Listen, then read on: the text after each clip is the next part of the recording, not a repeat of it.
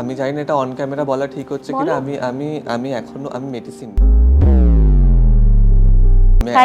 Thank you for saying this. You have no idea what a big thing this is. Present tablet এখনো নিই, প্রত্যেক দিনই নিই আমি অ্যাকচুয়ালি না ওইটা নিয়ে বেশি ভাবি না। আমি প্রথম তো অ্যাকচুয়ালি ডিটেক্টই করতে পারতাম না যে what is anxiety, what is depression. আমার মনে হতো যে দিস ইজ নর্মাল, এটাই ভেতরে তোলপালটা হচ্ছে।